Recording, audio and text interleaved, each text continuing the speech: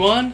Welcome to episode 317 of F-Stop, Collaborate, and Listen with your host, Matt Payne. On today's episode, I sat down with the legendary Australian printmaker and fine art educator, Les Walkling. Dr. Walkling has devoted his life to the arts and taught contemporary fine art photography and history at RMIT University for many years. He is perhaps more well known in the landscape photography community for his excellent YouTube videos that compare and contrast various fine art papers for printing. On today's podcast, we talk about his research, how to evaluate and choose fine art paper, and tips for monitor calibration. Before we start, I want to thank all of our supporters on Patreon. You are responsible for keeping the podcast alive and provide me with ample motivation to continue this project. If you too value the podcast, you can support us financially on Patreon. Since we operate on the value for value model, I think if you get any value from listening, you should pay for that value. I think anything more than zero is fair. Thanks in advance for your support. Head to patreon.com/fstop and listen to help us out. If you're not in a place to financially support the show, you can always help us by leaving a 5-star review on Spotify or Apple Podcasts. Thank you so much. Okay, let's get to this week's episode with Les Walkling. All right, Les Walkling, it's great to have you on the podcast. My pleasure. Lovely to meet you, Matt. You as well. Your name has come up in conversation numerous times, and I spent a lot of time digging into your website and learning a little bit more about you. And the more I read, the more excited I got to have you on the show. So I'm super happy to have this podcast. My pleasure. I hope I can be of some interest and help. Oh, absolutely. I know for sure that people are going to be talking about this one for a while. So. Yeah. So for people that aren't familiar with you and your photography, why don't you go ahead and tell us a little bit about yourself? Certainly. I live in Melbourne, Australia, on Wurundjeri land of the Kulin Nation here. I pay my respects to elders past and present and all First Nations people. It's a very old continent where I live and where I was born and I've grown up. And we have an enormous range of political, historical, colonial concerns and interests here that occupy a lot of my time. My life has been divided pretty much simultaneously between being an artist in the world of contemporary art, an educator at university art schools, and as a consultant. I spend a lot of time, 2 days a week in fact, forever really, helping other people in this field. And out of that has grown a whole range of interests and preoccupations. I've also, in specifically to do with landscape as a genre of contemporary art or landscape photography. About 12 years ago, I became part of a little collective, which we call ND5, which is very much focused on a sense of belonging and presence in country and habitation and colonisation and whatnot in our country. Other people that Christian Fletcher, for example, got me involved in this. I know you've had Christian on your podcast previously. Yeah. And he's become a very, very dear friend. So, yeah, I have, even though I'm not a landscape photographer as such, I have been involved in incursions into land, country, place, belonging, sense of being, the ontology of grounding and so on. I've been involved in such things, especially through our little collective. But also these are huge topics in a colonised settler culture as I live in here in Australia. These are huge, huge concerns and cultural, social, philosophical, historical concerns. And a lot of my collaborative practice in the world of contemporary art is with others who work in such spaces. So I don't know if that's enough of an introduction. I mean, I probably should also mention I took early retirement from the university sector about 10 years ago. I still teach into the postgraduate and still audit programs and supervise at postgraduate level and so on. But I formally removed myself from that as an administrator running an art school from that system, so I could really focus without the bureaucratic overloads on the research and the things that look, as an artist, you can do this stuff, but you always have use-by dates. And also I should mention that, at that time, 2010 really was when I finished my last major research project at RMIT University here in Melbourne, and then took early retirement. At that time, my son, Andre, who now teaches in my old art school at RMIT, we formalised and brought all of our doings and wanderings together, and that's when we formalised Les Walkling & Co., an incorporated company, which is an umbrella looking after all manner of things, education, consulting, all exhibiting, counselling and so on. And so my son and I now work together on a daily basis. That must be really great. Yeah, well, his areas of expertise include 3D imaging and virtualizations and so forth. So he's been doing a lot of consulting recently outside of his own art practice with, our National Gallery of Australia, the Australian Institute of Aboriginal and Torres Strait Islander Studies, up in Canberra, the capital of our country. He's been doing a lot of work with them, helping them digitise their objects and their cultural collections and so forth, amongst other things. But he teaches into the School of Art, he teaches into the area of contemporary art and fine art photography and so forth at university. So, we have a lot of fun together. So I should mention that as well. Yeah. Yeah. Well, I know we're going to spend a lot of time talking about the nitty-gritties of printing and color gamuts and all kinds of really technical things. But before we did that, I really think our listeners would be interested to learn more about your research in fine art. And I'd love for you to tell us a little bit more about kind of what that encompasses. Okay. Well, like all of my friends, I've always been interested in a lot of things. So part of the task is how you load balance those interests. Over the years, I could broadly categorise the things that interest me into roughly four categories, I guess.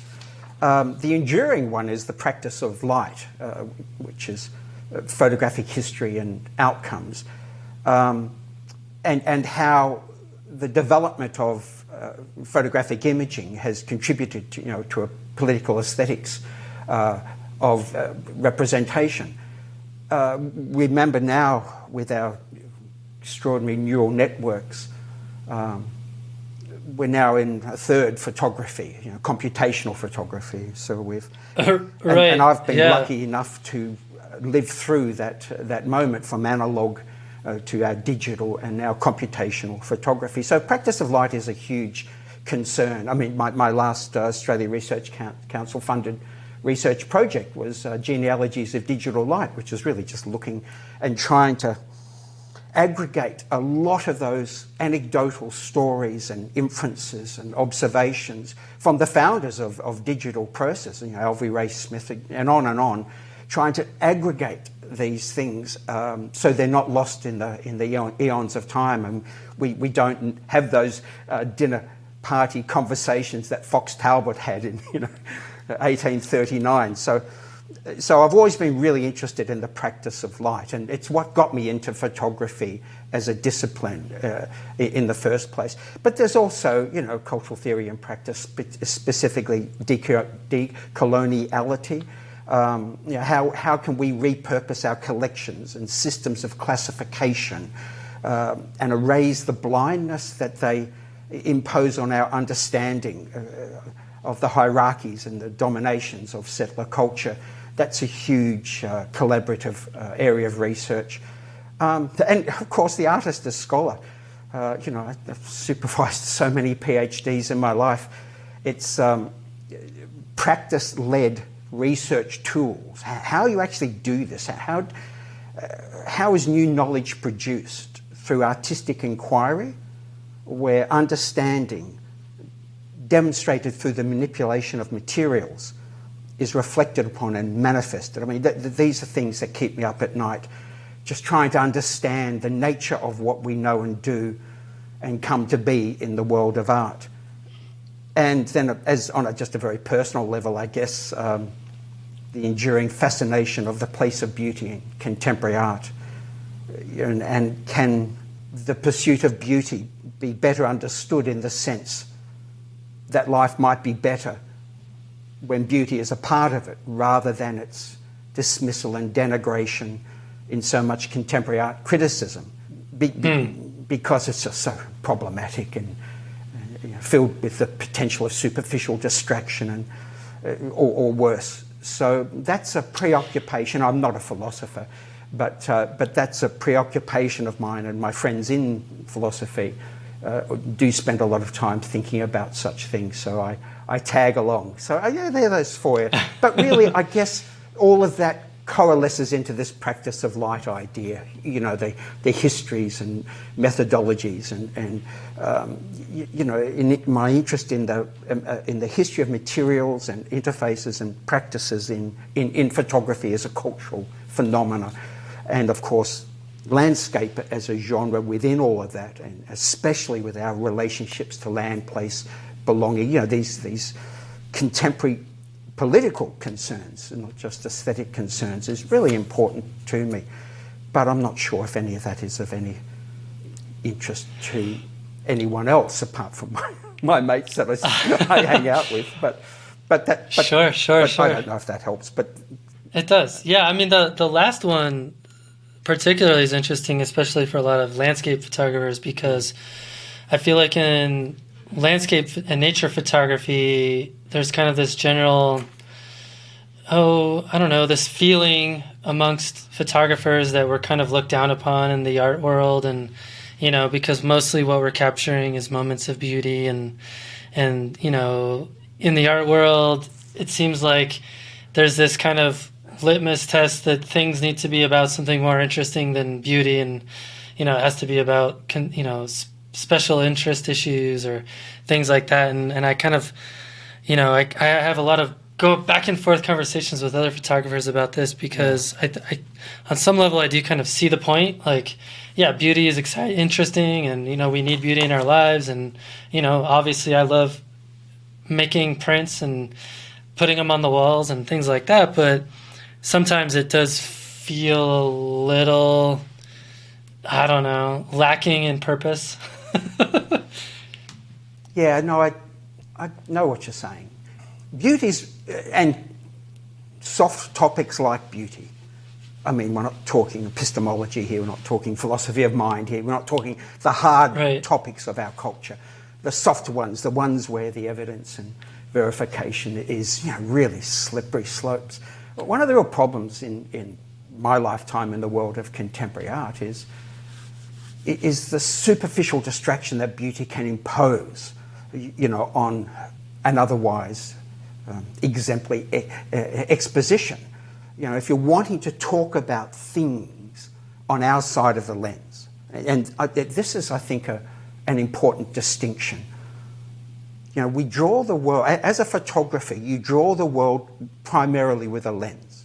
Now, I know one of the latest videos I've just posted on our YouTube channel called Brushwork is kind of contradicts that, but in the first instance, I fell in love with optics and sensitized surfaces. And then I realized that emulsions, photographic emulsions, were so honest in their revealing of another thing, and I discovered I needed glasses, because I was having trouble reading the writing on the chalkboards from the back of the lecture theatres, and it just dawned on me, oh wow, that's photography, and the politics of the time, Vietnam War and everything else, kind of conspired to force this. But this idea that when, as a photographer, primarily we hand over the drawing of the image to the democracy of the lens, and a lot of us, love lenses that are more democratic, contrast, transfer, equality from corner to corner, just amazing optical properties that some of these extraordinary, like my Digerons, just extraordinary optics, almost beyond belief. But there's two sides, isn't there? There's the referent, the thing that was in front of the camera, And a lot of people I've met over the years in my workshops and elsewhere, that's what got them into photography, putting a frame around something that grabbed their attention, and they then, for whatever reason, brought that home and then began to do something else with it. I mean, a gorgeous undertaking. But then there's the duality theory of photography that simultaneously as that shutter is released, we're also capturing an image on our side of the lens. Images of things that can't be seen, thoughts, feelings, things in us. And which side of the lens we find ourselves spending the most time on tends to define us as to the genres and interests in photography that possess us. So, the natural connection with a world outside of us, with time and spatial and agency, is so alluring and so compelling. We don't live in broom closets. And then to honour that by photographing it, especially things that we trip across and discover as being remarkable and of interest for all sorts of reasons. Even an ideal like, oh my goodness gracious me, aesthetic judgments, aesthetic revelations.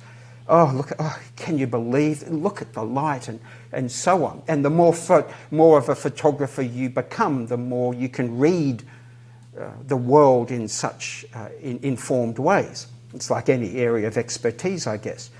But so I know what you're saying, and I get this a great deal. I mean, once a year I do this huge photo retreat way up in the north of Australia, way up in the Daintree rainforest, this Gondwana land, the beginning of time, massive amount of Australia's biodiversity. It's also where apparently, the only place on our planet that 2 World Heritage listed sites, the Great Barrier Reef and the Daintree rainforest, where they meet at Cowie Bay.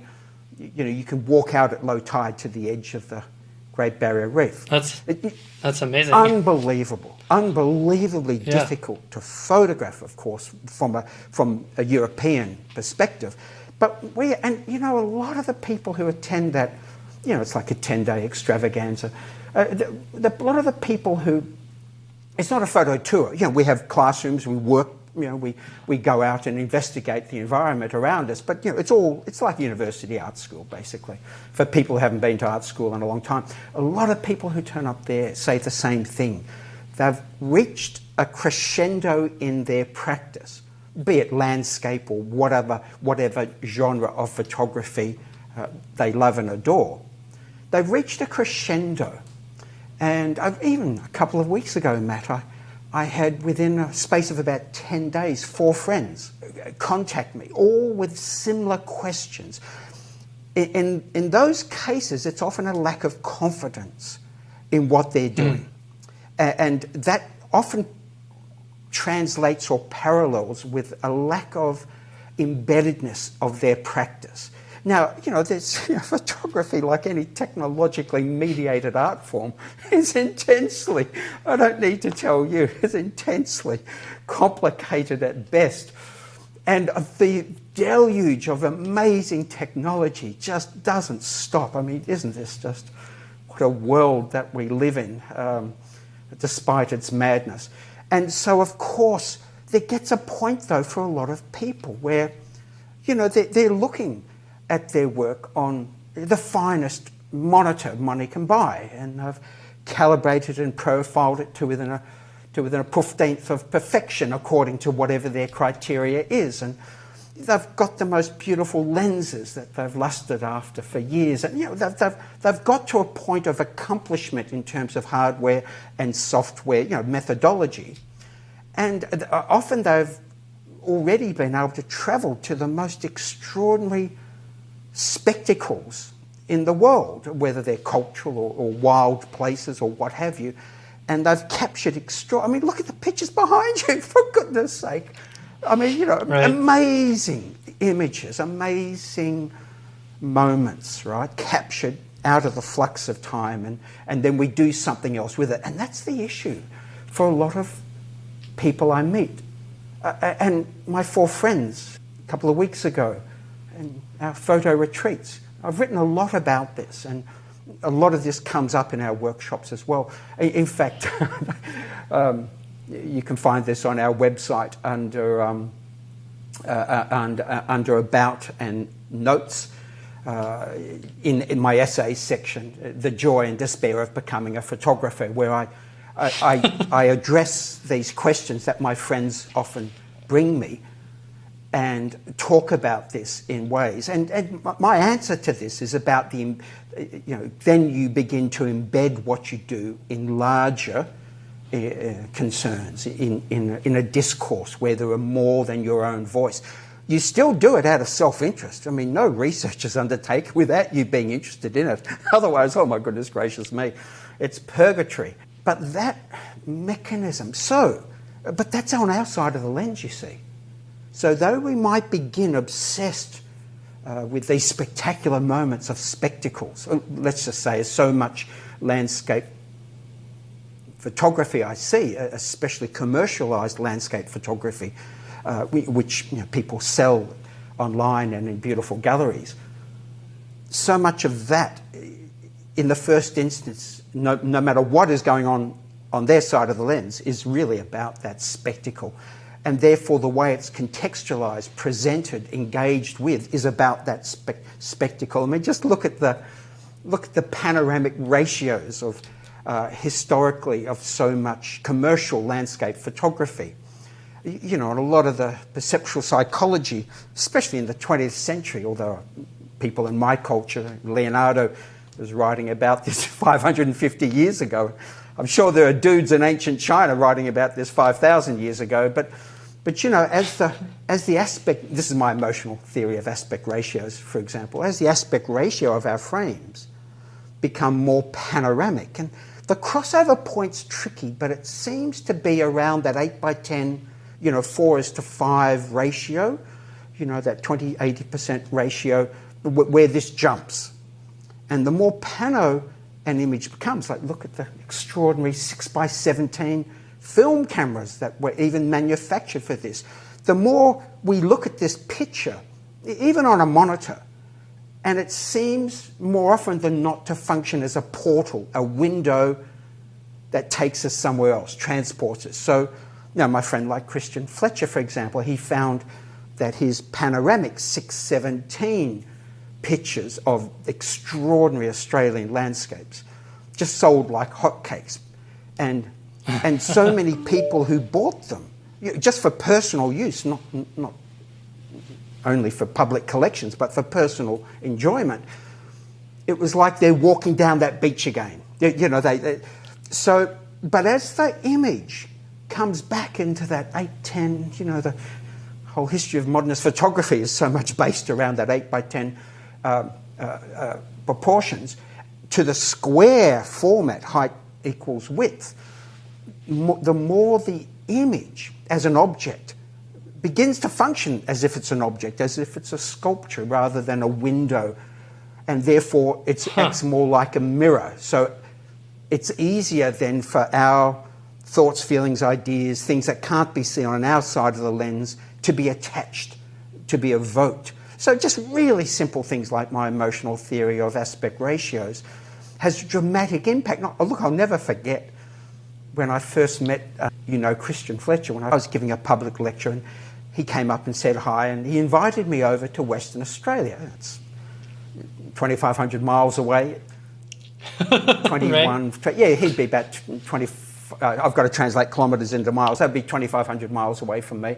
So I went over there eventually and I did a little workshop, a 3 or 4 day workshop with him and a couple of friends in a home cinema. And I'll never forget the moment when I was demonstrating, my emotional theory of aspect ratios from the panoramic to the square. And he just fell off his seat because he, as an incredibly successful professional commercial photographer, supporting 3 families with multiple galleries and just lauded and loved by so many. He just felt that the real reasons underlying why he was doing this, above and beyond putting food and shelter, on the table, people just weren't hearing or seeing or feeling it. But then, of course, he had the problem, Matt, because everything went square and they didn't walk out the door as they previously had because they're no longer windows onto another place. So he then learned to support and embed these images in contexts larger than what was just in front of the lens, the spectacular spectacle. He then learnt to talk about a proposition, collaborate, you understand this well, my friend, collaborate and associate what he's done, what he adores and loves and considers important in larger contexts. I feel like we could do like 70 podcast episodes just talking to you. I'm sorry. But look, I went on and on because this comes to me all the time. And I feel, I don't know if I can help, but I feel it's important, to try. To try and share some other maybe ways of understanding or observing or thinking about what you do that I've learnt, through running an art school for all this time and holding all sorts of incredible people's hands as they go through these journeys, for what it's worth. Anyway, it's offered in the No, I had never thought about aspect ratios in that way, but the way you described it makes perfect sense. Well, also print size, my emotional theory of print size, and so on and so on. I mean, all of this stuff's on those websites. You can access this. Oh, I can't wait to dig in. Okay. Yeah. Well, so let's get to the heart of what I wanted to talk to you about today, which is printing. I first came to learn about you from one of our listeners, Caleb Allen. He recommended you for the show based on your extensive reviews on YouTube about different fine art papers. And, fine art paper selection is something that I hear a lot of photographers stress out about. And honestly, I think, most of us are fairly clueless when it comes to like how to pick paper. So to kick us off, I'd love for you if you could tell us a little bit about the general properties that different papers have and what we should know about them, including stuff like thickness and texture and shades of light and things like that. Okay. The way I approach such a question, let's say in our digital printing workshops or our crafting a digital print workshop, we've got a couple of ones that tackle this. I often begin saying what we need first is a shared language, a nomenclature that we can agree upon. You don't need any more evidence than Googling fine art inkjet printing papers to be swamped with zillions of contradictory options. Right, that's why people are so overwhelmed, because there's so much information out there and a lot of it doesn't line up to everyone's experience. Yeah, I mean, but this is what happens, well, not just in unregulated industries, but the world of art is, for all the right reasons, is an unregulated industry. Sure. Anyone can participate, which is part of its, the democratic process of culture. And I pair that observation with a really old reckoning of mine the day I woke up and I just said, the things I'm interested in photography, I can sort of categorise them or break them down into fives. For example, what are the 5 and only 5 things that affect our raw capture, that binary data? Where the critical plane of focus is, composition, place and occupier, and of course exposure, shutter speed, movement, and illusion of depth of field, apertures, and image quality, such as signal to noise ratios and so on.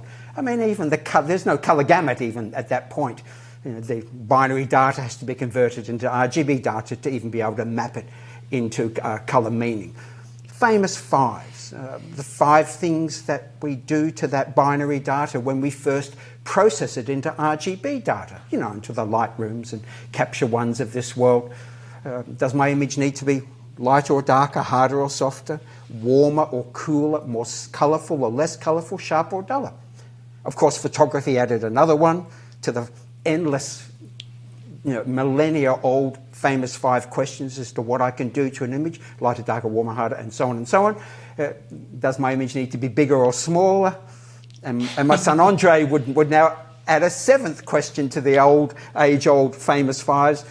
How real does my image need to be? But he lives in the world of virtuality. So, printmaking. Printmaking. Yeah, well, that's a whole other conversation. Yeah, but he would add a 7th question. So, what are the famous 5s, as I like to call them, in printmaking? Well, to me, there are 5 domains of expertise that are required. There's obviously file preparation. There's materiality, which you're talking about, that the substance itself that we print on. Then there's the management of colour and digital imaging workflows. There's ink control, how this ink comes out of printers and so forth. And then the subjective one, they're all quite objective in terms of, they're hard problems, hard things that you can categorise and verify and so forth. Aesthetic judgments is number 5. Now, materiality is one of those 5. Yep. And that's what we're talking about. So again, there's another famous 5. This is the shared nomenclature, the shared language, descriptors, if you like. So one of the most dominant ones is the colour of the media. Is it warm tone, cold tone, neutral tone? What the hell is that? Then there's the surface. Is it textured, or is it smooth, or is it ultra smooth? Then there's the finish. Is it matte or semi-gloss or gloss or high gloss? The base, is it solid like aluminium or wood, or is it woven like silk or canvas? Is it fibre-based? Is it rag-based, as in the alpha cellulose comes from plants like cotton or bamboo? Is it resin-coated in the sense that it's a waterproof, cheap as chips, tough as nails substrate? And then last but not least, of course, is the ink set that we put on that media. Is it specialised black and white inks? Is it small gamut? Is it wide gamut? And so on. Colour, surface, finish, base, and ink set. This is the materiality and those famous 5s. Okay. Now, and again, I've got this stuff on our website, classifications of a lot of Canson papers or Ilford papers and so on, where you can then investigate and analyse and place those papers into categories. For example, traditionally, most of our fine art, what I call fine art inkjet papers, art papers, matte surfaced, rag-based, beautiful papers, mould-made papers with thick bulk and texture, with the cotton fibres running every other which way, imposing incredible strength, but also enabling the ink receptor coating and the image it carries to be embedded in depth rather than purely on the surface, as Fredrinier papers like Rag Photographique from Canson, for example. All sorts of incredible optical and otherworldly properties. So that takes place. So traditional art papers, as I like to call them, were warmish tone papers. Don't forget D50, the graphic daylight standard in photography, in printing and so forth. Noonday sunshine basically is quite warm to our sensibility. The warm rays of sunshine penetrating the coldness of an overcast day, or at least here in Melbourne. And so then we had what I call just photographic type papers. Our baryta type surfaces. Traditionally, barium sulfate is a very slightly fluorescing product, so under the agency of ultraviolet radiation in the viewing light, it slightly cools down that natural warmth of alpha cellulose to be more like a D65 perhaps rendering, which our brains seem to, in a whole range of circumstances, find to be cooler or to be more neutral perhaps. And then, of course, our cheapest chips, toughest nails, commercial papers, as I call them, mainly resin-coated, gloss, semi-gloss type papers, Ilford Smooth Pearl, extraordinarily beautiful commercial papers like that. So we've got these major categories. But, that doesn't really help us choose, does it? It's just naming things and listing things. Right. So we have to start attaching those observations: warmer, cooler, neutral, textured, smooth, ultra smooth, mold made, bulk, and aesthetic judgments. We've got to start attaching to those things on our side of the lens. Thoughts, feelings, association. So, for example, okay, you can't see this, Matt. I mean, I can. No, we don't have a wide enough shot to see, but I've got walls of glass here in the front of our studio. I'm up high on a hill, and I'm looking out into what we call the Yarra Valley here in Wurundjeri land, and I can see it's a very hazy day today, but I can see the mountain ranges disappearing into the horizon. And the same eucalypt trees right outside my studio, even just down the valley, across the river and up the other side, already there is an increase in lightness, there is a loss of warm hues, the image is becoming less saturated. So we have spatial relations embedded in our observation of the physical material properties of how media represents. Now, I've got to stop for just 1 second and add another incursion. And that is, so we're hanging on to materiality, warmer, cooler, lighter, darker, and so on. We're hanging on to this sense of the image as an object, as a print, as something external to us that can inhabit time and space and almost has agency of itself in terms of, it pokes me in the eye and it dares me to walk by in my indifference on my lounge room wall. Now, time and space. As a youngster, very new to the world of contemporary art, I would spend an inordinate amount of time in libraries and museums and art galleries every day, just looking at another extraordinary work of art, both modern and ancient, and going, how on earth do you do this? Let alone, how do you do it so it makes me feel this way? I would look at my images and start crying. But, being the sort of person interested in such questions, I would get up the next day and have another go and another go. One of the first things that really dawned on me with this sort of historical research, and it was actually looking at frescoes on church walls, ancient church walls. Now, I'm not a religious person. I wasn't born into any sort of, religious understanding. But standing in these, in those days, there were Christian cathedrals. And I was going, like these parables, these narratives, how are they? Oh my God, you know what? That's a flat, just like a photographic print or my screen, that is a flat two-dimensional thing.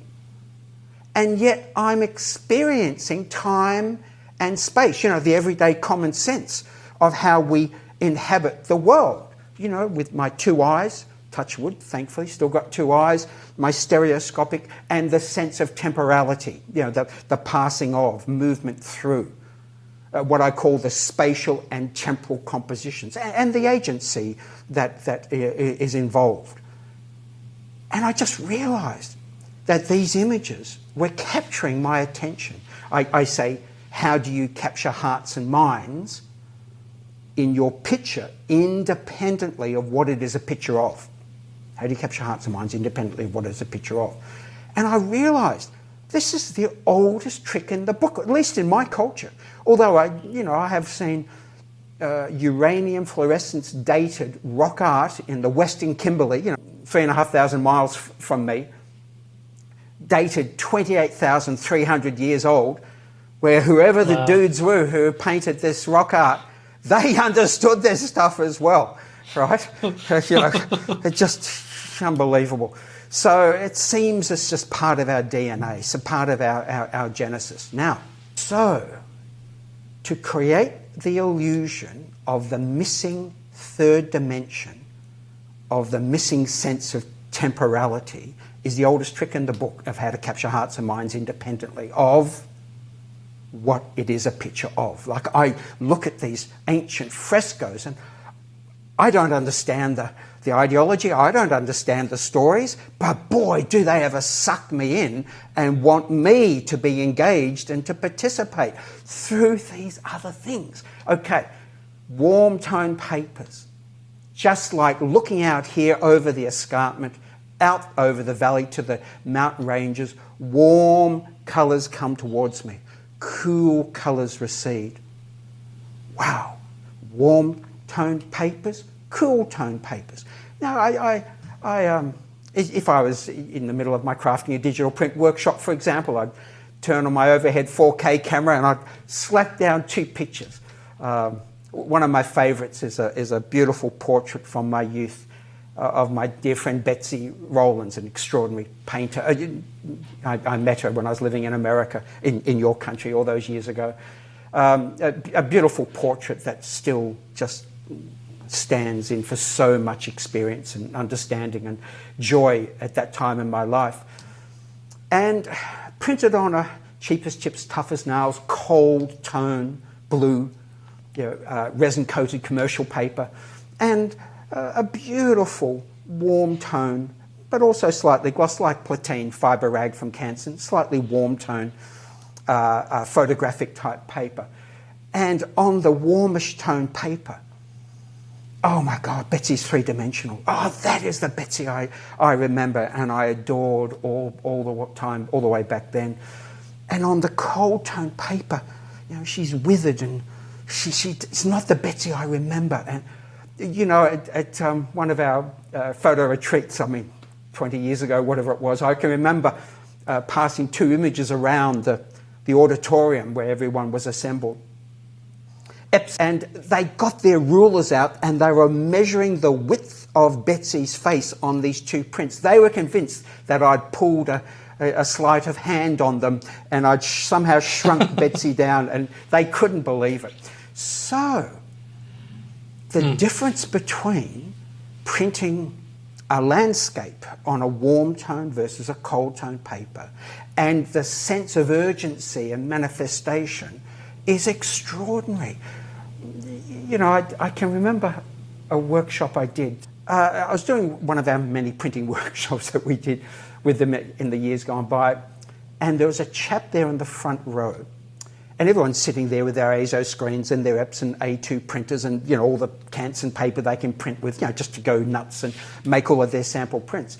And this chap had just come back from an expedition to Antarctica, so he had these extraordinary pictures of icebergs and things. And I'd been raving about Canson Platine fibre rag because, I put so much of my heart and soul into the design and development of that paper for Canson Infinity, along with Rob Gatto at KL. It's a great paper. It's what I... Oh, there you... Well, thank you. You're most welcome. It's only 3 years of my life on and off. But no, it was an absolute joy to be able to contribute to its development. But he straight away printed on Platine. And honestly, yes, the icebergs look 3-dimensional, but they look dirty, stained. He printed on cheapest chips, toughest nails, almost radioactive fluorescence, photo luster from Canson Infinity. And yes, the iceberg shrunk, the ice shelf ran away from you, but it felt as if you were looking back to the beginnings of time. Unbelievable. Now, of course, interesting. So, surface texture, same thing. Smooth surfaces disappear. They impose no personality, in a sense, compared to textured surfaces. My goodness gracious me, as soon as we transition from a gloss surface, like a soft gloss like Platine, or a higher gloss like a Baryta paper, Canson Baryta photographic version 2, for example. It's around 48, 90%, depending on how you measure the gloss level, compared to about 33, 35%, depending on how you measure the gloss level with Platine, a much softer but even more dimensional paper. When you then try and transition that, for example, onto a matte surface, not these beautiful gloss surfaces, where the finish is now being questioned. Well, of course, the light reflecting off the matte surface, remember what a matte surface does compared to a glossy surface. A matte surface scatters more light from the surface back in our direction. The glossier the surface, the more light penetrates the surface, is absorbed by the colorant, the pigments, and before reflecting back. So the same ink load on a glossy paper compared to a matte paper, the blacks and the shadow separation immediately looks less so on the matte paper because of atmospheric perspective. We're looking at it through haze, right, scattered back. So, okay, I want, let's say, the smooth surface of a Canson Infinity Rag photography or an Arch 88. I want the slightly cool or slightly warm tones of those papers, okay, for the spatial evocations. But then I print it on a matte surface because, let's say, I'm going to exhibit it in a room with uncontrolled lighting, broad uncontrolled lighting. So with a matte surface with matte diffusion, I'm printing on that matte surface so I don't get all these crazy reflections of windows and people walking by. But then, of course, the image dies 1,000 deaths in terms of dynamic range. So then I have to do more file preparation, one of our 5 categories of printmaking, to then enhance those, the loss of saturation, the loss of Dmax, and blah, blah, blah. But you see, I then have these circuitous routes, and they're all aimed one way or another, at least from my perspective, in terms of evoking things, phenomena, manifestations in a print that by definition can't be in that flat, still, immovable, two-dimensional surface. The sensation of the missing third dimension, the spatial dimension, and the sense of narrative time passing. So, I'll never remember the day that I just held a hand up to one eye and just looked at the world through a single lens. This is even before I became interested in photography. And I went from this sensation of time and space to basically, wallpaper, where everything. And it's not just photography, all two-dimensional art does that. So how I edit images, how I prepare images, the papers that I choose to print on, how I print on those papers, all of those domains of printmaking, ink control, colour management, the profiles I make for those different papers to extol all sorts of other values above and beyond industry or efficiency concerns. It's all about capturing, how do you capture hearts and minds independently of what it is a picture of, so that when what it is a picture of is of real interest to the observer as well, it's a marriage made in heaven. And the material properties or qualities of our papers, the colour, warmer, cooler, the texture, more textured, less textured, the finish, matte gloss, high gloss, and so on. These are how we also go about evoking locally and globally the sense of something else. Now, a couple of really key examples. Now, I'll just use one out of my... I can't show you these, of course, over the podcast, but out of my digital printing workshop, where I've got this picture of a discarded drive-in, way up the north of Western Australia, where all of the mining takes place, digging up the iron ore, the oldest rocks on the planet and so forth. Extraordinary industry in one of the most beautiful and wildest places on the planet.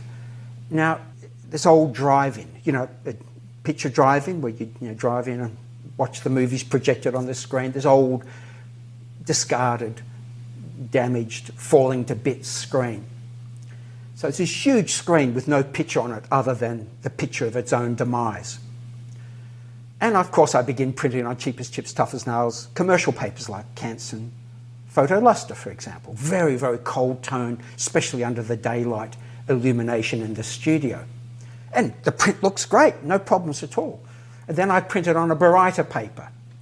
And of course, whoa, suddenly it's three-dimensional. Then I print it on Platine, and it's even more three-dimensional, the warm, subtle warm tones coming forth. My goodness gracious me, you want to get that ruler out again and measure the dimensions, because you can't believe it's an A3 plus print. It looks so much more prominent, the presence and the habitation of time and space. Then I print it on a smooth matte surfaced art paper, and it dies 1,000, even with my stunningly beautiful profiles, it dies 1,000 deaths. So I've got to go back and then reconstitute what the matte surface has removed. But all in so straight away I printed on a textured paper, like a watercolor paper, like Arshak Riol rag, incredibly textured paper, right? Now, the landscape just comes alive on the matte surface. The problem is there's immaculate, peerless blue Pilbara sky, not a hint of pollution or clouds to be seen. It's just filled with UFOs, just shadows and highlights. But then that gives me a real hint, right? The matte surface is destroying the local contrast because the blacks are not as black because of the scattered light, creating this atmospheric haze over my seeing, and I'm looking at this through this haze. Therefore, I need to create an illusion that the blacks are actually blacker than they are. Now, I'm doing that with a textured paper and raking light, which is imposing through its texture, micro highlights and shadows all over my image, which makes the rocks, the sand, the foliage and so on just become three-dimensional, but the sky's a disaster. So it shifts the problem to how in my file preparation do I then apply that local contrast enhancement to my file before printing on the matte surface paper and so on. But it's all about then wanting, and then I go, well, I need to then go back to a matte surface so I don't have those distracting impositions on my beautiful Pilbara blue sky. But I need to do something to enhance the presence in the landscape that is suffering on that paper while retaining the fact that I can then exhibit that paper without museum-controlled spotlighting in an uncontrolled environment, or I don't know where it's going, so it's on that matte surface so that I don't get distracting reflections or other compromises in my viewing engagement with that picture. And that's how I then navigate the tortuous pathways of the options, by breaking them down into just famous fives so I can go, well, and also it's a form of exploration, going somewhere where you haven't been before. If you're printing on platine, God bless you, but if you're printing on beautiful platine, I know what that's doing to your pictures, right? And if you're using one of my profiles, I know how three-dimensional the bloody thing is becoming, right? And how easy it is to match screens and prints and all of that because of my profiles. But, of course, you then exhibit that in a studio like here, 180 degrees, I don't know what they are in yards, 4.5 metre high walls of glass, all in this big fishbowl out the front of our studio here. And of course, no matter where I move, I'm seeing windows reflecting. So I then straight away, I've got you can just see it, a chunk of infinity behind me, that big black square. That's a metre by 1.2 by 1.2 metres. It's one of Andre's chunks of infinity, as he terms them. This three-dimensional chunk of an ocean just floating in this black void of night. If that was on a highly glossy paper here, I wouldn't even be able to see any of it just through reflections.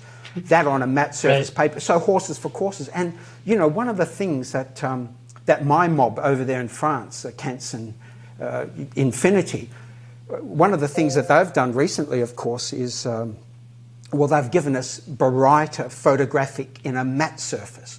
So we've had matte baryta papers in analogue photography since, the 1880s, but this apparently appears to be, one of the first, if not the first, matte surface baryta paper for inkjet printing. So I now have all of the dimensionality and the neutrality and the eloquence and sense of spatial and temporality in my baryta paper, and I can choose a matte surface for exhibiting in uncontrolled lighting, or the beautiful soft gloss surface when I'm in museum or more controlled lighting environments where angle of incidence, angle of reflection can be.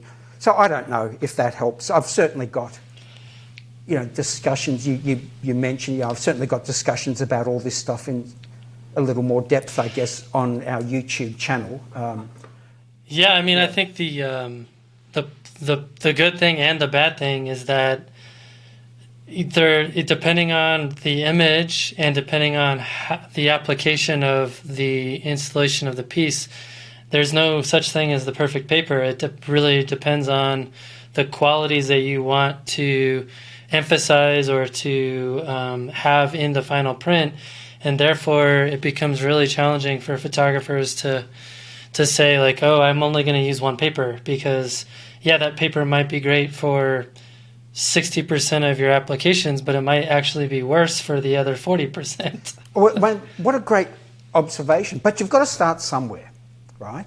And like that example from my digital printing workshop, where I've got the same image and I've printed it on a beautiful cold tone commercial paper, and then I've printed it on a Baryta type photographic paper, and then I ended up printing it on a beautiful art paper. You know, just 3 papers. And I've got a thing called paper classifications on my website, where I sort of rank in colour and surface and ink set and whatnot, going from our fine art papers to our cheapest, chips, tough as nails commercial papers, with those photographic papers and so on, more neutral-like in the middle. And you just throw a dart and just pick 3 papers. And if you can't afford 3 papers, pick 2 papers. Pick, Platine and rag photographic, where the rag base is so similar, the white point is almost identical, and one has this extraordinary depth, presence and dimensionality, Platine, and the other has the soft, yielding compassion. I don't know a more empathetic paper in the world than rag photographic from Canson. And then you straight away learn so much about your image, don't you? I mean, I can remember when I had the extraordinary privilege in my youth to spend time with people in your country, not just here, like Frederick Summer, mind-boggling artists of the highest order in my estimation. And, and he taught me the importance of a poem that you loved, of reading translations of it in different languages, reading it in those other languages, and you learn so much through its translation into another cultural moment. And it's the same with printing on papers. So how not to become overwhelmed by the choices? And look,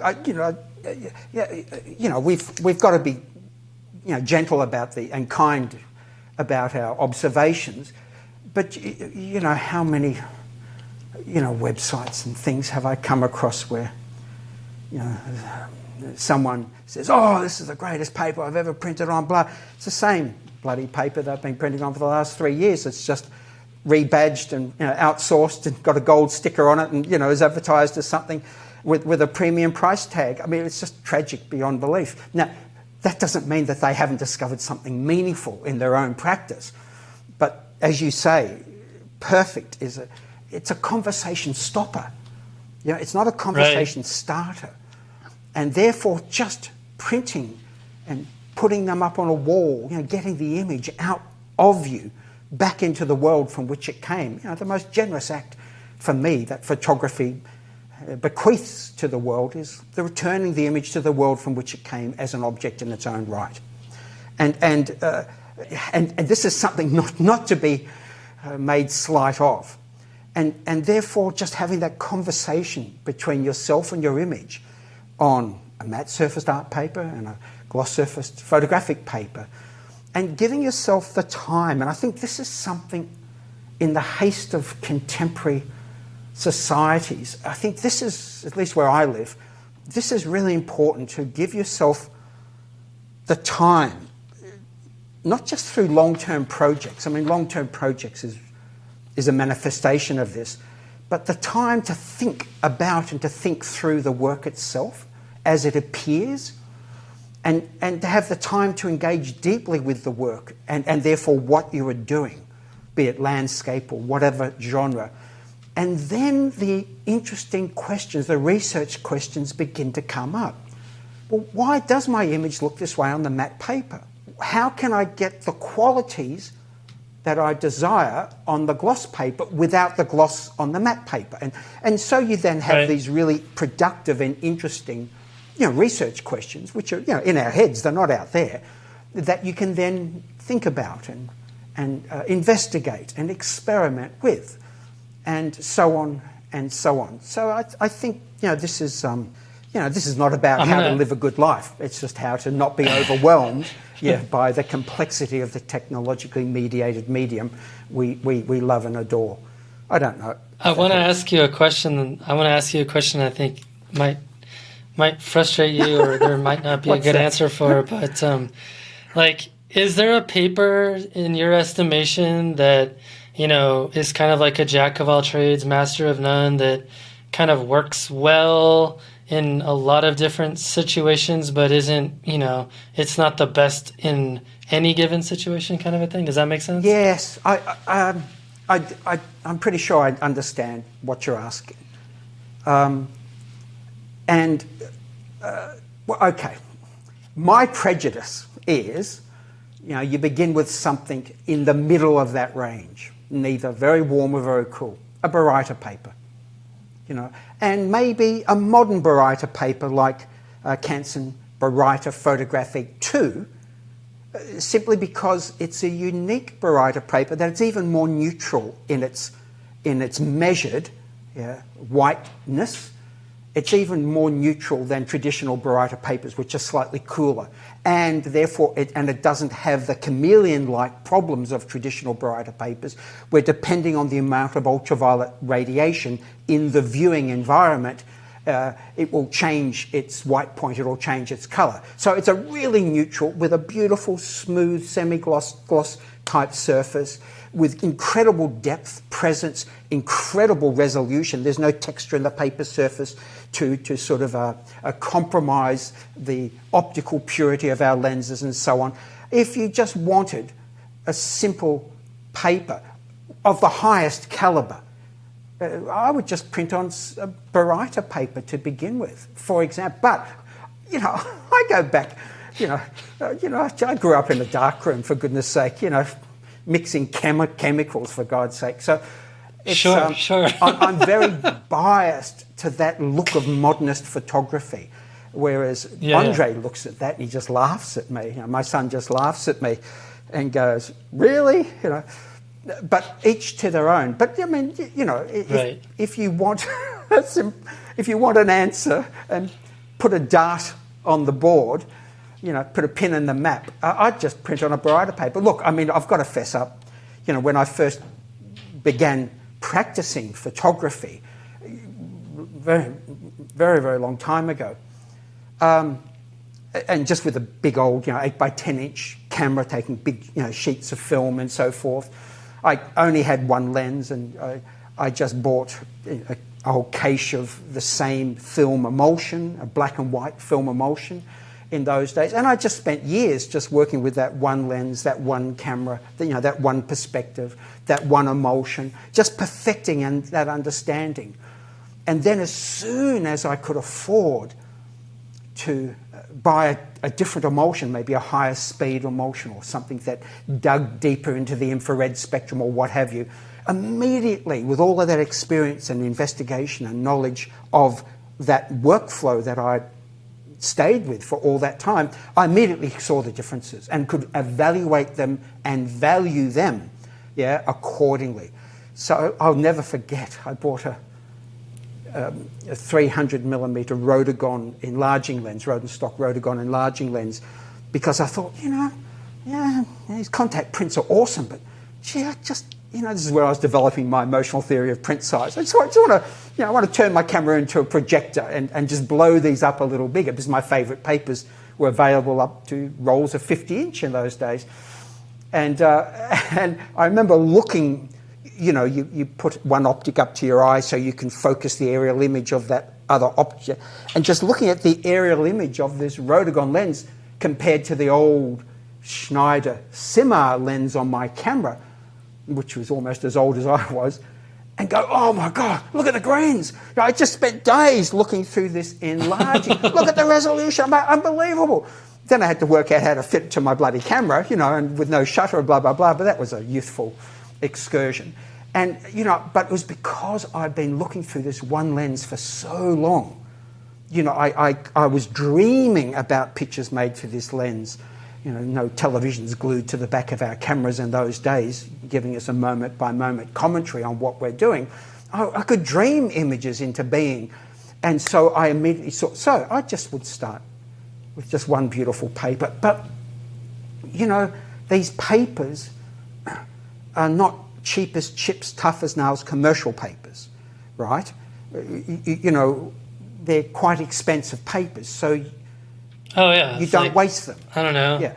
$100 for like 20 sheets or something. Yeah, but you get a great deal in return for that investment. You've just got to work out how not to waste the resources, and so every time you do an experiment or something, you record it. Now, the marvelous thing about our software is even dear old Photoshop, it loves, if we use it in the right way, to archive what we've done. On gorgeous adjustment layers and the instructions that were issued. I'm blending on here and I'm adjusting the output on here. So in the old days, I've got textbooks, half my library is things I've been writing and sketching in the analog days. We've just got to be smart in, I think, annotating our discoveries and having that time to not just reflect on what we do, those longer term engagements, but to, in an interesting way, fuel those interests that we have. I took this picture for reasons I might not even be able to articulate at the moment when I was taking it. And I've done this to it in my post-processing for reasons at that time, that agency of discovery, I might not be able to articulate.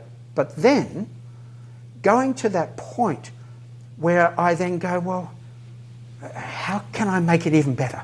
What else is possible? And it's through the accumulative annotation, collection of what we've done so that it doesn't slip out the back door and we then have to reinvent it later on. This is what research does. We then accumulate observations and hopefully understandings that then turns into knowledge that can then reinfect the cycle all over again. But you keep it simple. Look, I'll never forget the very first research methods class I ever taught at RMIT University all those years ago, to our PhD cohort. I got dear Professor Robin Williams along, extraordinary man, and I said, Robin, can you just come and talk about your PhD experience, all those years ago in London? And he brought in these, I'll never forget this, these two, in the old days, our libraries, we had card indexes, that's how we discovered and moved through the Dewey Decimal System in our beautiful library. Right. And he brought in these two library catalogue drawers, big wooden drawers with all these, these little postcard cards with all, the stuff typed. He brought them in. And one was chockers with, 500 cards, and the other, 200 cards. And he said, see all these cards? These were all of the things that I became interested in during my PhD. But over here are the ones that I culled those interests down into to make a manageable project that I could do in 5 years, and then I could return to these other interests if they were still of interest at that time. And I just thought, thank you, Robin, how extraordinary, my friend, as a simple visual metaphor. And this was in an art school where people are there with practice-led research programs, by and large. I just thought, how simple is that? So, we gift ourselves so much understanding just through the experience of being there and doing that. If we try and formalise it rather than just saying perfect and stopping the conversation, if we then ask questions about what we're doing, where we promote and reinforce the wonder and the wandering amongst those things that concern us, which can be as simple as just testing a couple of different papers. I've had students days gone by who have gone to, when we had the huge trade shows, the photokinas and so forth. We had them in Australia as well. And I've had students, living so far below the poverty line, it wasn't funny. but going and getting free sample packs from the paper manufacturers at the big trade shows, and going back and getting another pack and another pack on another day, and then printing their entire final folios on these sample packs. And, you know, it's not possible these days, I guess, in a sense, but what I'm saying is through just being inventive, you know, we can find ways of achieving comparative outcomes without them costing us a lot of money, yeah, and therefore wasted time funding such enterprise. You don't need to get an arts grant, you know, to do this, but just it's a way of thinking, and most importantly, going back to that duality theory of the two sides of the lens. Most importantly, you know, giving yourself the time, even if you're a natural history photographer, you know, a scientist, indexing the world in front of the lens. I was here, this was there, you know, this is the referent, this is what I want. My friends who, you know, look after our biological collections, for example, obsessed with high resolution imaging of insect species, and like my mate Jeff Thompson up at the Queensland Museum, you know, a world leader in biological illustration through lenses and so forth. Extraordinary stuff. But Jeff, even though he's a hardcore scientist, yeah, obsessed with the taxonomy, the nomenclature of the description, the understanding of the insect in front of his lens, he couldn't think of anything on the planet that he would enjoy doing more than what he is doing in front of the lens on that moment. It's just that he doesn't publish what's going on his side of the lens. He publishes his findings about what was in front of the lens. Yeah? And yet when you talk to him, immediately he's talking about the joy and the revelation. Oh my God, look at this new optic that we've got. It can out-resolve an electron microscope, and on it goes. All right, anyway, there's just a few little encouragements, I hope, that might be of some use to someone amongst your friends. Yeah. But look, there's sure. a massive amount of stuff on our website that I talk about, you know, the papers and videos and things that address the most frequently asked questions that come our way in our consultations, in our workshops, and in our lecture theatres and so on. That is just there, and they're divided quite clearly between, you know, my history and the about section of our website, and the notes, which are essays and artist statements and public lectures and presentations that I've transcribed. For example, you mentioned when you were asking me to do this podcast, about the work I did on the Peter Dombrovskis archive and things like that. Well, I've got all my exhibition opening and other things that I've said about that. That's all on that website. But then the support website, and these are just, you know, it's phone-friendly website. The support column, there's notes and videos. Videos is just our YouTube channel. The notes are again broken into, you know, printing and editing and calibrating notes, and there's test forms and all manner of things at all different levels of engagement. So there's heaps of stuff there for people to get amongst.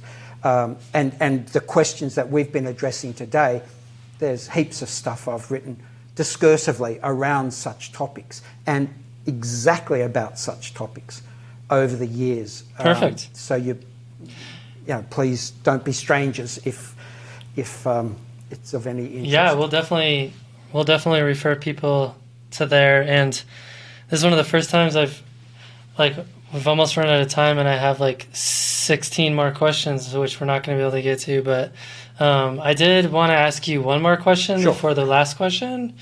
And it's something that's come up a few times in conversation I've had with other people who print their own work at home. And the question is around monitor calibration. So what is ISO standard, and how do we pick one for monitor calibration? Yeah, it's a really common question. Absolutely, I couldn't agree more. Okay, ISO, International Standards Organization, their standards are recommendations based on a lot of research by very good people. And it's like, Les, here's some recommendations of where to start. We have to go beyond ISO often for all sorts of desired outcomes. Now, when it comes to monitor calibration, there are basically two ISO standards. ISO 3664, which is about, you know, viewing conditions for photography, and graphic arts, and ISO 12646, and there's some others associated with it, which is very much about monitor display calibration for proofing and printing. Now, these are very detailed, very detailed standards, recommendations. So we begin with one or the other. Now, for example, I take some pictures, maybe here in the studio, or I go for a walk down by the river and, you know, kangaroos are bouncing around and all sorts of beautiful things. Crazy cockatoos are, you know, flying upside down, you know, as they tend to do. Yeah, and I take some pictures because I love where I live and I'm enthralled by the environment I find myself in. I come home. Now, I don't know what I want to do with those pictures, so straight away, I'm working on a high-end graphics monitor, like an ASO color edge screen that can be hardware calibrated to precision on these standards. So I straight away start with ISO 3664, you know, a white point around 6500 degrees Kelvin, a gamma curve of 2.2 where middle grey is basically in the middle of our scale, plus a little coefficient to take into account the assumed room environment we're working in, the effect on what we see. Gamma 2.2. At the lower end of our brightness range, around 80 candelas. I can explain really quickly why, but I've got whole papers on this and videos that explain it in more detail. So 6500, gamma 2.2, 80 candelas, a black point of 0.4 candelas per metre squared. So I have a screen contrast ratio of about 200 to 1, not 1500 to 1, you know, not 45 to 1, but 200 to 1, which for me is right in the middle of visually in the middle of the contrast range between glossy papers, matte papers, glossy screens, and so on. So I start right in the middle of the range of conditions under which photos are seen, viewed, appreciated, thought about. ISO 3664. But then, Matt, one of those images, oh my God, this is better than I thought. It really gets under my skin. So straight away, and of course I'm a printmaker before anything else. So straight away I go, wow.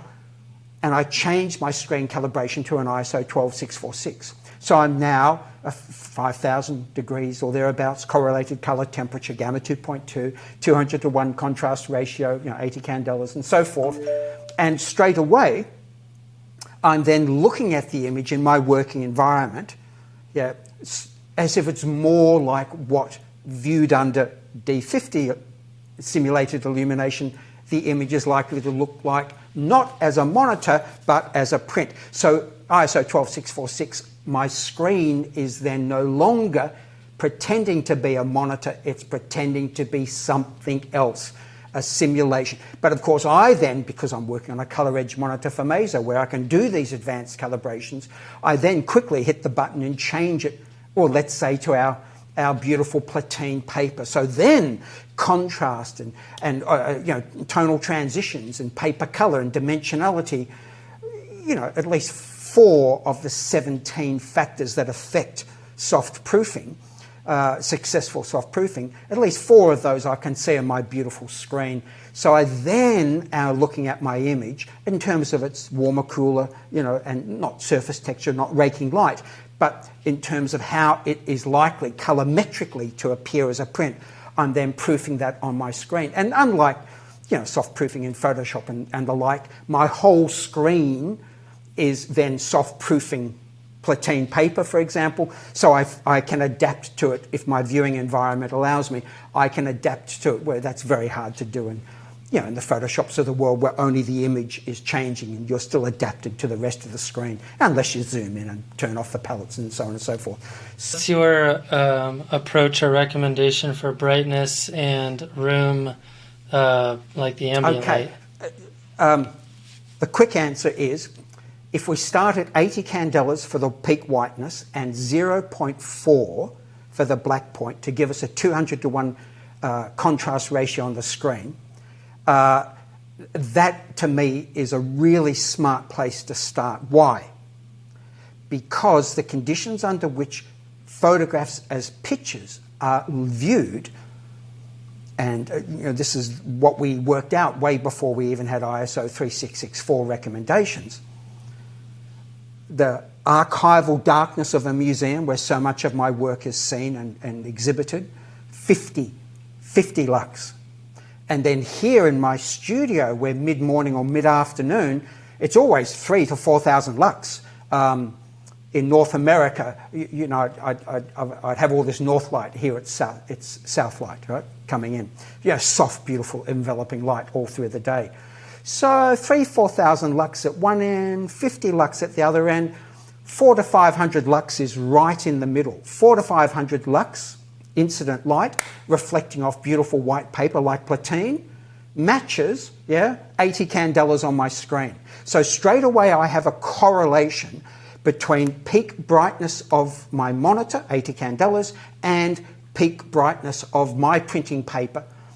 I have that correlation. All I have to then do is make sure that my surrounding lighting is dark enough. Our ISO standards recommend, around that 30, 32 lux. It's not pitch black, because then simultaneous contrast kicks in and we see everything as being more contrasty and brighter than it is, and it's not bright daylight like it is here where I do on my video production, where everything then looks darker and flatter than it really is. Simultaneous contrast in our brains. We've got auto exposure going full time in our brains. So 80 candelas, peak brightness, commensurate with 400 to 500 lux, viewing illumination on our prints. It just makes total common sense. Now, I've articulated this in a lot of detail in my lighting theory paper. So my lighting theory paper, which, I don't know, it's in its 20th iteration now, over 25 years, whatever it is, that's on our website under support notes printing. I articulate this and show all the comings and goings, along with a whole lot of other papers. So, but that's why. Now, why would we make our brightness greater than 80 candelas? Well, if you're not in an ideal working environment, remembering our brain adapts to the environment we're in. Oh, those clouds up there, that's the brightest thing in my field of vision. That is what white is today. And those shadows under the fridge in the corner there, that's what is the darkest thing, so that's black today. We're constantly auto-exposing this stuff, auto-white balancing and so on. So, we have to put ourselves in a position where we have some chance of seeing what's on the screen. But if we're in a less than ideal environment, it's too bright, and I don't have curtains, or I don't want to because the view is important to me. There's other considerations. Mm-hmm. And I have a lot of friends who work in such circumstances that, according to our ISO recommendations, are not ideal. So what does it make that makes a brighter room maybe more pleasant to work in for some, but less than ideal? Well, the ambient light, once you measure it in front of your monitor, and at 28 lux, 30 lux, a sensitive spectrodensitometer can start to measure the effect of the ambient illumination on a black screen. So the ambient room light begins to add flare in your viewing geometry. You then end up with a room with 3,000 lux like it is here today. My blacks are much brighter. So my 80 candela white point is here, and then my blacks are here at 0.4, but the flare in the room from the excessive room brightness and reflections raise that black point. So the contrast on my monitor decreases. So then, to compensate, I need to go 120 candelas or 160 candelas to restore the original 200 to 1 or whatever the contrast ratio is. Does that make sense? Then you go to print the image and all the blacks are just clipped. Yes. Well, there's a lot of reasons for that. Again, that's another whole topic. But that's one of the culprits is people are editing their images in far too bright of an environment. Les, why are my prints so dark? Because your monitor's too bloody bright, Les, why are my prints so flat? Because your monitor's too bright, which makes it too contrasty. And a lot of screens we work on, like the little camera monitor that I'm looking at now, I've got no control over that, even though it's it's an extraordinary little monitor attached to my video camera. I don't have the control over that I've got of my ISO color edge monitor here. So, So I've got to be really careful on what I'm looking at there compared to what I'm seeing here. And therefore I have to do all sorts of magic with that little camera monitor so that it looks like what I need it to look like. So, I've got under that support notes website, I've got a number of papers that help. And I've also got those videos like the advanced soft proofing with ASO color edge monitors video, the advanced soft proofing. And I've got addendums on there for the latest Color Navigator 7 systems, and just demonstrating how, and also how you do this if you don't have a specialized graphics monitor. If you haven't yet been able to budget and save up for an advanced graphics monitor, you're having to work on. Well, I've got a beautiful Retina MacBook Pro here in front of me. I mean, God, what a screen! But of course, there's no relationship whatsoever to a print. And of course, it's welded shut for all the good reasons of a laptop computer. I can't make it look anything like my prints, no matter what I do to it. And if I calibrate that screen, I'm just dumbing down the output of the video card, which is, oh my God, who thinks that is a good idea? Come on, I need every bit of bit depth I've got and every colorimetric nuance, please. But I don't have. So how do I do this? Well, how did we do this, Matt? Before we had color edge monitors, in 2007. I mean, how did I do this before, say, Photoshop had color management in 1998? I mean, we were doing this way back when. And so there are ways of, no matter what look, I've just put a new video up, called Evaluating Files Before Printing, which addresses this very question. It came up in a recent workshop from a lovely chap in Norway who was attending this, this Zoom workshop as I do them these days. And really, really, really wonderful and insightful question. And I thought, and I have these little 21-step grayscales, just where you divide the tonal scale from black to white into 21 even steps. And you bring it up on your screen, and you use LAB notation because it's device independent. It's unambiguous, unlike RGB or CMYK numbers, which only mean a particular color when expressed through a particular gamut. So we use the universal nomenclature of, let's say, LAB notation, lightness values, and then I print them out. I mean, look, I've got them right beside me here. I never leave home without them. And I've got one printed on rag photographic, that beautiful soft matte paper, yeah. And I've got one printed on platine, of course, showing my prejudice here. And straight away, I can see, even in the worst, less ideal environment, gee, those shadows are measuring in my info palette in Capture One or Lightroom or Photoshop or whatever. Gee, they're around L star lightness. Oh, gee, they're 15 to 20. 15 to 20. Oh, God, they look fantastic on my over-bright, over-contrasty, radiating screen, but on my beautiful, soft, compassionate, reflective rag photographic print, it's not going to translate well, so on and so forth. So evaluating files before printing is the name of the little video. I put it up a couple of nights ago in response to my friend Colbian in Norway in his question during the last workshop, crafting a digital print workshop about such things. So that we haven't got time to go into it anymore now, I know, but that will extend that conversation if you're interested in it. It's on our little YouTube channel. Yep. Yeah, we'll link to that too. So 2 more questions. The first one is tell us a little bit about your education and production services. I know you've been kind of weaving that into the conversation, but what do you want our audience to know in terms of that? What a world we live in. The workshops that I've done for decades and decades outside of the university system, for lots of reasons. Since March 2020, when the pandemic really hit us here in Australia big time. Yeah, you guys got crushed. Yeah, we really did. And in Melbourne especially, the lockdowns here were, just out of control. And but it was wonderful because I was no longer on planes every second day of every second week. It was just fantastic. And so we set up the broadcasting studio. So all our workshops and almost all my consultations have been online via Zoom ever since. And so now, the Crafting a Digital Print workshop 2 weekends ago, 60% of the people attending were overseas. Yeah. Robert from the UK, Colby in Norway, Jeff from New Zealand, and friends from North Queensland, all attending in real time. So it is just, but you've then got to balance time zones and differences like you and I. Right, yeah, it's tricky. Yeah, well, we've just gone off daylight saving here, so I was so relieved that you wouldn't be any later than you actually will be. But so yeah, we offer an extensive. Again, if you go to the website leswalkling.com, 3 L's, Les Walkling, not walking, Walkling. You miss an L, as I like to say, you miss everything. And if you just go to the education column page, click on workshops, you'll see all the stuff that we do outside of university every fortnight throughout the most of the year.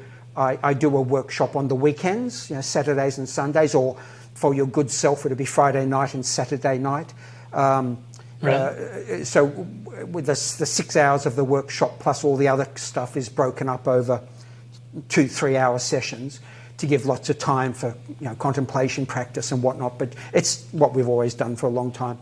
So yeah, look, it's just remarkable that people from all over now, and they don't have to fly to Melbourne and book accommodation, just to come to my studio to do this stuff. And again, I'm not getting on planes as I used to, Matt. And as soon as I get off in another city, with all my baggage to do a workshop, I'd go, oh my God, I should have bought that, or I should have bought, just living in abject. And you'd have all your servers running, but I couldn't sort of reach into the compactus and pull out another spectrodensitometer if I needed it, or pull out that lens. So now, almost within arm's reach, well, here and upstairs and over there, I've got everything, and all my research from 50 years, everything is at our fingertips. It's unbelievable. And we do a lot of consulting. A lot of it is for our major our cultural and biological institutions here, our cultural collections, our art galleries, archives, libraries, national libraries, state libraries, national galleries, museums and so forth. I do a lot of consulting into there, helping them with their digitising, very selfish and originally, because my works are in these public collections, my works of art. I was pissed off basically 30 years ago or 28 years ago with how they were being reproduced, in books and then online. And so, in my youthful arrogance, I kind of, got involved. But, I just love contributing to that debate about collections and the re-imaging of collections, not just their access, but their reconsideration in terms of colonial structures and the stories that they've imposed and what else we can do with them. So these are also sites of displacement and intervention, for me as an artist. So even though I'm going in there as a technical, cultural consultant, I'm also in there as an artist, seeing what I can do with it. And with areas of the world of art that you love, I can just look at these pictures on your walls behind you. A lot of the conversation is also about our imaging of place and occupation and engagement with things above and beyond just our own ontology. So it's just extraordinary. But I also do a lot of consulting, more than even all the supervising inside universities I've done over all the years, with extraordinarily lovely people from all over the world, where we catch up on a need-to-know basis or on a regular basis. Every Friday morning I'm meeting with my dear friend Anne, and for a couple of hours with all of her insane phase one, incredible high-end madness. And she's an incredible photographer, and I just love going on her expeditions with her virtually, and and all sorts of things. And also services. We do a lot of stuff here. We do a lot of collaborative printing. Since 1985, I've run this collaborative studio here to open up our facilities and our expertise to other artists. And working with extraordinary people who are really close, dear friends, Bill Henson and all manner of photographers, photographic artists here of the highest order within our culture.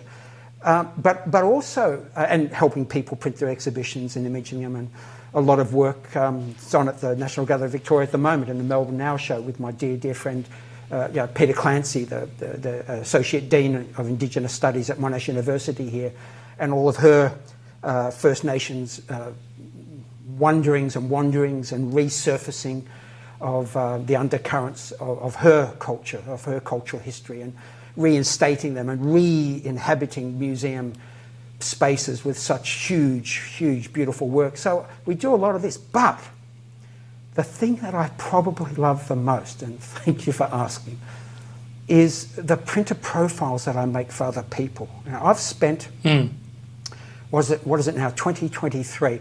I've spent 28 years writing lookup tables from an artist's point of view. And this is, going beyond ISOs, going beyond ICC. It's where I go, well, yeah, okay, this is how our compiling of the representation, the characterization of printing, let's say, ink paper, ink sets, ink control printers and so on, of how we come to represent something else, how we turn a raster of pixels, of RGB triplets, into a sea of dots of ink of different colours, different sizes, different placements. An extraordinary undertaking. A huge chunk of the last PhD I did was on such things. Now, I've spent, nearly 3 decades writing lookup tables, which are the heart and soul of our printing transformations, from RGB, let's say, to ink on paper, from an artistic point of view. And we make all these profile variants from the same data sets. And, it just started out of my own research interest and my complete and utter horror at the industrial, codified, efficiency, productivity-based solutions that dominated the ICC world. Yeah, now, of course, they're totally doing what they're meant to be doing, but as an artist, they just fell way short of what I'd come to expect. And therefore, I just started mucking around with how do you write these transformations. And of course, our perceptual tables are basically good luck, Les. You're trying to do something that can't be done, print colours that feel right, that can't be printed accurately with a colorimetric transformation. So this has been a massive, fascinating practice of light research topic. So, and the beauty is that in most cases, I can make profiles for people's printing workflows, no matter where they live, as long as they can ship to us, the data that we need. So that's become a huge source of joy for me to be able to do and make such incredible material differences straight off the bat. For people's workflows, and I never tire of hearing of their admiration and joy at how their prints then appear, and awesome. So that's awesome. Something that I might along the way, if needed, I might be able to do for some of your friends and participants. Brilliant. If needed, because we do it for hundreds of people all over the world. So anyway. Enough on that. Back to you. Well, my last question is, who do you recommend for the podcast? Who are some people that we need to know about? Okay, now the little collective here, ND5, that I became involved in 12, 13 years ago, Christian Fletcher from that and his incredible galleries and extraordinary landscape work. We've got other people in that cohort. I mean, there's Joe Quayle from London, music composer, performer. There's Michael Fletcher, Christian's twin brother, who's an extraordinary cinematographer, does all the video filmmaking for us. But then there's also Tony Hewitt in Western Australia, who's just a legend in his own time, an extraordinary educator, extraordinary photographer, a landscape predominantly these days. His excursion right around the circumference of the main island here of Australia, in the little Cessna and the aerial photography. I mean, it's just incredible projects. He is phenomenal. And of course, my dear mate from Sydney, just 500 miles north of me here, Peter Eastway, dear Peter Eastway, publisher, accountant to the arts, travel photographer, you name it. All the photo tours he does to the Americas, Antarctica, Bhutan, Europe and elsewhere. Yeah, he's a legend in his own right.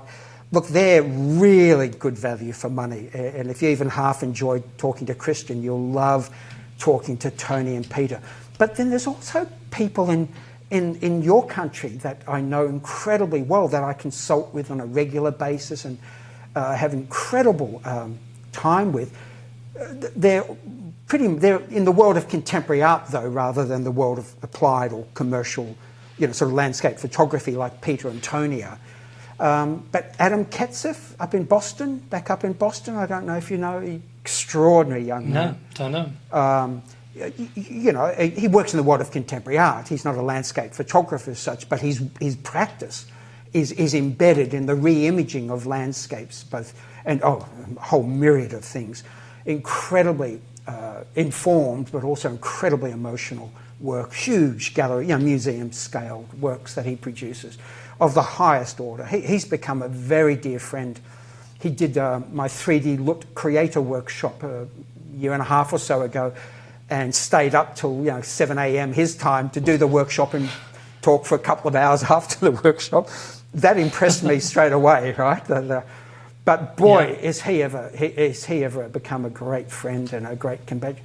I don't know. If you're interested in more of that academic, artist, scholar perspective, someone who exhibits in major galleries around the world, especially West Coast, East Coast, in your United States, he could be someone as well. But certainly for a laugh a minute and incredible in being informative and engaging. My dear mates, Tony Hewitt and Peter Eastway, I might be sorry for saying this. You might get back to me and say, why the hell did you recommend bloody Eastway? But he's a seriously good guy that I've got all the time in the world for. He's very different to me. Yeah, of course, as Tony is also, but we get on like a house on fire for reasons that, only the gods understand. But I think you would really enjoy a sit-down conversation with them, and you'll probably get a lot more return than what you got from me. So it's probably best you lock them in. Okay. No, well, this has been super fun, and I learned a lot, and I know that our listeners will have learned a lot as well. Well, that's a bonus. Thank you. But look, thank you for the opportunity, and how lovely to sit down and have a chat. And don't be a stranger. If you've got any questions or anything whatsoever, or especially if you find typos or broken links in any of our whatevers offerings, please let us know, because it's as you understand, it's a collaborative enterprise here. I can't do what I do without your good selves, and vice versa, hopefully. So, we're in this together. Well, thank you to Les for joining me for this amazing conversation. I'm so happy that we could record the podcast, and you are truly an inspiration. We've included a heap of links in the show notes if anything that we discussed is of interest to you in more detail. Before we part ways, I wanted to remind you to hit pause and go to patreon.com/fstop and listen to support the show. Thanks again. Okay, that's all for now. Thanks for stopping in, collaborating with us, and listening. See you next week.